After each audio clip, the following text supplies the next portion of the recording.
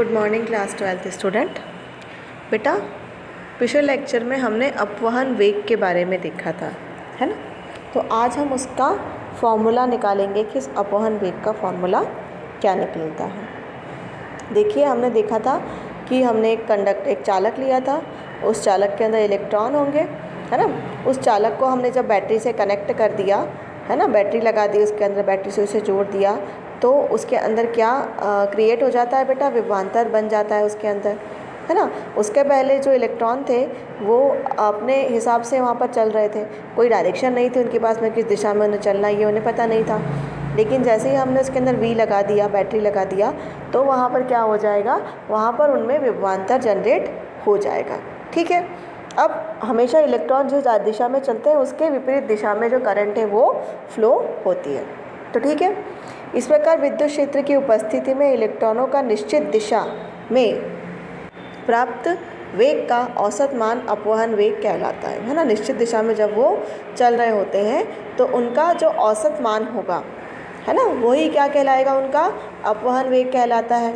तो पहला इलेक्ट्रॉन का हमने मान लिया वेग v1 है, दूसरे इलेक्ट्रॉन का v2 मान लिया, ऐसे n इलेक्ट्रॉन उसके अंदर है, तो हम कहाँ तक गए, vn तक चले और उसको हमने किससे डिवाइड कर दिया, n से डिवाइड कर दिया। तो हमारे पास में क्या निकल कर आ जाएगा बेटा, हमारे पास में निकल कर आ जाएगा अपवहन वेग। ठीक है, ये हमने वहाँ पर देख रखा था। पहले भी हमने देखा है कि अपवहन वेग क्या होगा, जब हम इलेक्ट्रॉन और जब हम जो चालक है उसको बैटरी से कनेक्ट कर देंगे तो उस कनेक्शन के बाद में जो इलेक्ट्रॉन है वो मूव होने लगेंगे। अब देखिए, जहाँ v1, v2 और v3 हमने क्या मान लिए, विद्युत क्षेत्र की उपस्थिति में, है ना।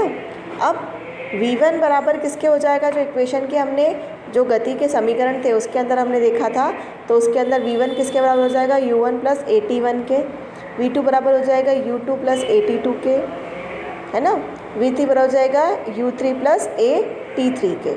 ठीक है, तो vd की वैल्यू कितनी आ जाएगी यहाँ पर निकल कर, u1 plus v2 plus u1 तक जाएंगे और t1 प्लस t2 से tn तक जाएंगे। इसको दे दिया हमने समीकरण नंबर 3।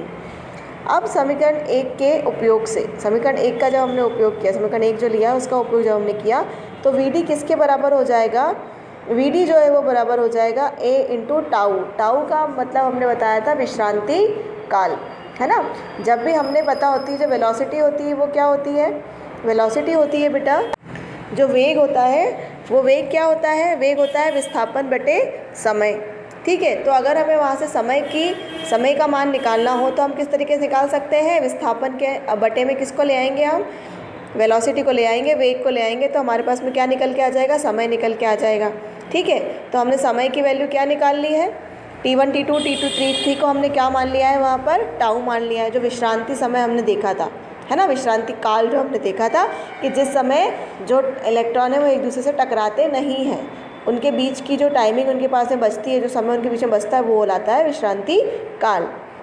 ठीक है, तो हमको ये पता है बेटा कि जब भी हम इलेक्ट्रिक फील्ड वहाँ पर लगाएंगे, है ना, विद्युत ऊर्जा वहाँ पर उन्हें देंगे, तो क्या होगा, वहाँ पर क्या जनरेट हो जाएगा बेटा, विभवांतर जनरेट हो जाएगा।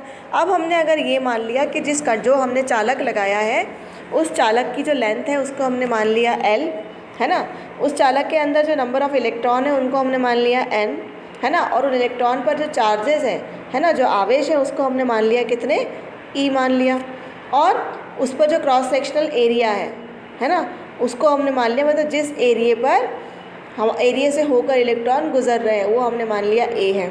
ठीक है, तो जब भी हम इसे किसी विद्युत क्षेत्र में लगाते हैं तो विद्युत क्षेत्र इसके ऊपर कुछ ना कुछ फोर्स लगाएगा, तो वो फोर्स कितना होगा, वो बल कितना होगा, तो देखिए ब्रैकेट में दिया हुआ है कि विद्युत क्षेत्र के कारण जो बल लगेगा वो होगा Fe, किसके बराबर हो जाएगा, माइनस E इंटू ई के बराबर हो जाएगा। ठीक है, अब हमको पता है जो न्यूटन के जो लॉ है, न्यूटन के जो नियम है, उसका जो दूसरा नियम है उससे क्या होता है, जो बल होता है अगर वो लगाते हैं तो क्या होता है, वहाँ पर त्वरण आ जाता है, तो F बराबर किसके हो जाएगा, m इंटू ए के। अब अगर इन दोनों बलों को हम कंपेयर करेंगे, एक दूसरे से तुलना करेंगे, तो इनकी लेफ्ट हैंड साइड इक्वल है तो राइट हैंड साइड भी इनकी क्या हो जाएगी बेटा, बराबर हो जाएगी।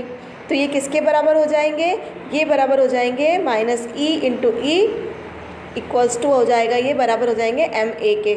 ठीक है, अब यहाँ से हमें ए की वैल्यू अगर निकालनी होगी तो एक्सेलरेशन की त्वरण की वैल्यू कितनी हो जाएगी, माइनस ई इंटू ई अपॉन में एम, ठीक है। और यही जो एक्सेलरेशन है या जो त्वरण है वो हो जाएगा हमारा -e/e/m। इसको हमने दे दिया समीकरण नंबर 5। तो अगर हमें यहाँ से वेग की वैल्यू निकालनी होगी तो वेग हमारा किसके बराबर हो जाएगा बेटा? वेग बराबर हो जाएगा, जो हमने पहले इसका फॉर्मूला देखा था ना कि वेग बराबर था किसके? a/टाउ के। तो टाउ तो हमने वैसा के वैसा रहने दिया और a की जो मान हमने यहाँ पर निकाला है वो इसके अंदर हमने रख दिया। तो जो अपवहन वेग रहेगा वो समानुपाती हो जाएगा किसके?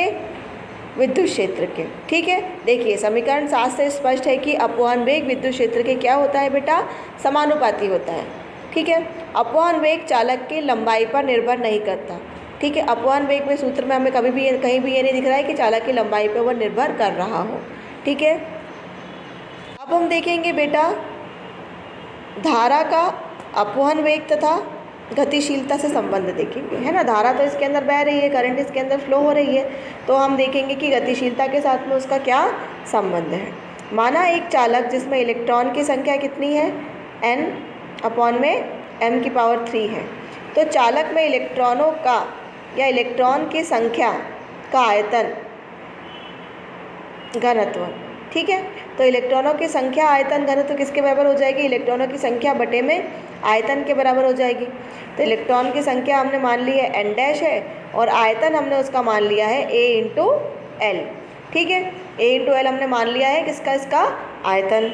ठीक है, यदि चालक में उपस्थित प्रत्येक इलेक्ट्रॉन का आवेश e हो तो चालक का कुल आवेश कितना हो जाएगा? ठीक है, तो n' की वैल्यू हमारी आ गई n/a/l, इसको दे दिया हमने समीकरण नंबर 1। ठीक है, तो आवेश कितना हो जाएगा? कुल आवेश इसके अंदर वो हो जाएगा n'/e। n' का मान हमारे पास में है तो q किसके बराबर हो जाएगा? NaLe के बराबर हो जाएगा, इसको दे दिया हमने समीकरण नंबर 2। अब यदि चालक में इलेक्ट्रॉन को अपवहन वेग Vd से L दूरी तय करने में लगा समय, है ना, चालक में जो इलेक्ट्रॉन है उनको Vd, है ना, Vd वेग से L दूरी तय करने में लगा समय किसके बराबर हो जाएगा? T बराबर हो जाएगा L/Vd के। ठीक है, वेलोसिटी क्या होती है? वेग क्या होता है? विस्थापन बटे में समय होता है ना, तो यहाँ समय का मान निकालेंगे तो वो हो जाएगा विस्थापन बटे में वेग। ठीक है, तो वो हमने यहाँ से निकाल लिया, तो ये हो जाएगा L/Vd, है ना। अब हमारे पास में जो धारा होती है I, वो किसके बराबर हो जाती है? Q/T के बराबर हो जाती है। तो हमारे पास में Q की वैल्यू भी है और T की वैल्यू भी है, तो वो वैल्यू हम इसके अंदर पुट कर देंगे। तो L से L जो है वो हमारा कैंसिल हो जाएगा और जो धारा होगी वो किसके बराबर हो जाएगी बेटा? NeaVd के बराबर ये हो जाएगी। मतलब धारा जो है वो समानुपाती हो जाएगी किसके? अपवहन वेग के। मतलब अपवहन वेग बढ़ेगा तो धारा बढ़ेगी, अपवहन वेग कम होगा तो धारा कम होगी, डायरेक्टली उसके समानुपाती हो जाएगी वो, तो उसका पूरा की पूरा असर वो डालेगी।